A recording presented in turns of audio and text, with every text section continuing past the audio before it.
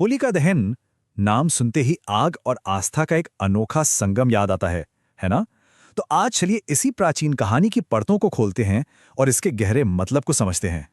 पर कभी सोचा है कि आखिर एक धधकती हुई आग जीत और भक्ति का प्रतीक कैसे बन गई? मतलब आग तो सब कुछ जला देती है। तो इसका जवाब न एक बहुत ही पावरफुल और दिलचस्प कहानी में छुपा है। तो ये कहानी शुरू होती है एक असुर राजा और उसके भक्त पुत्र से। एक पिता और बेटे के बीच के गहरे टकराव की कहानी, जिनकी आस्थाएं एक दूसरे से बिल्कुल बिल्कुल अलग थीं।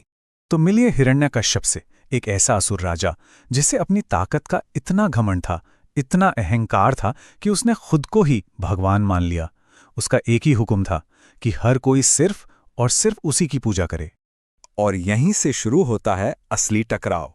एक तरफ था पिता हिरण्यकश्यप, जो गरज कर कहता था केवल मेरी पूजा करो, और दूसरी तरफ था उसका ही बेटा प्रहलाद, जो पूरी विनम्रता से कहता भगवान विष्णु ही सर्वोच्च हैं। ये कोई छोटी मोटी असहमति नहीं की, ये तो आस्था की सीधी टक्कर थी। अब हिरण्यकश्यप ने हर कोशिश कर ली, लेकिन वो अपने बेटे को झुका नहीं पाया।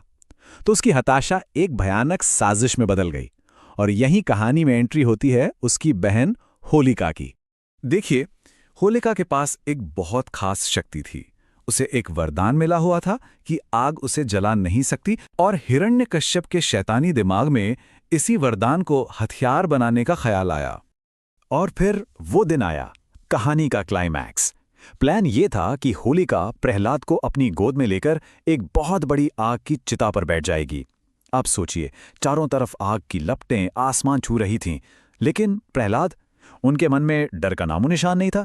वो बस शांति से भगवान विष्णु का नाम जपते रहे। और फिर वो हुआ जिसकी किसी ने कल्पना नहीं की थी। एक चमत्कार। होलिका का वो वरदान, क्योंकि वो अधर्म का साथ दे रही थी, वो बेअसर हो गया। वो खुद उस आग में जलकर राख हो गई, और प्रहलाद अपनी सच्ची भक्ति के कवच से वो उस आग से बिना एक खरोंच के सुरक्षित बाहर आ गए।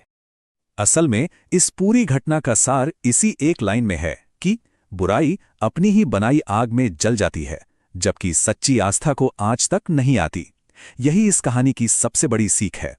तो चलिए अब इस कहानी से थोड़ा आगे बढ़ते हैं और देखते हैं कि आज के समय में इस पर्व का हमारे लिए क्या गहरा महत्व है। तो ये जो आग है ना, ये सिर्फ लकड़ियों का ढेर नहीं है। इसके कई गहरे मतलब हैं। ये हमें सिखाती है कि बुराई का अंत निश्चित है। ये अटूट विश्वास की जीत का प्रतीक है, और ये हमें एक मौका भी देती है कि हम अपनी सारी नेगेटिविटी, अपनी सारी बुरी आदतों को इसी आग में जला दें। और एक और दिलचस्प बात, इसका एक वैज्ञानिक पहलू भी माना जाता है। जी हाँ, एक वैज्ञानिक दृष्टिकोण भी है। ऐसा माना जाता है कि जब मौसम बदल रहा होता है तो होलिका दहन की आग से उठने वाला धुआं और गर्मी हवा में मौजूद हानिकारक बैक्टीरिया को खत्म करके पर्यावरण को शुद्ध करने में मदद करते हैं। तो इस तरह बुराई का अंत होता है, और उसके बाद माहौल बनता है जश्न का, उल्लास का। और यहीं से होती है रंगों के त्योहार यानी होली की शुरुआत। होलिका दहन के ठीक अगले दिन धुलेंडी, जिसे हम सब होली कहते हैं, मनाई जाती है। ये वही दिन है जब लोग प्रहलाद की जीत और अच्छाई की विजय का जश्न मनाते हैं और एक दूसरे पर रंग डालकर अपनी खुशी और अपना भाईचारा बांटते हैं। तो इस त्योहार के बहाने हम सब भी एक पल रुककर सोच सकते हैं, है ना, कि हमारे अंदर ऐसी कौन सी नेगेटिविटी है, कौन सी बुराई है, जिसे हम इस होलिका की आग में जलाकर एक नई, एक बेहतर शुरुआत कर सकते हैं।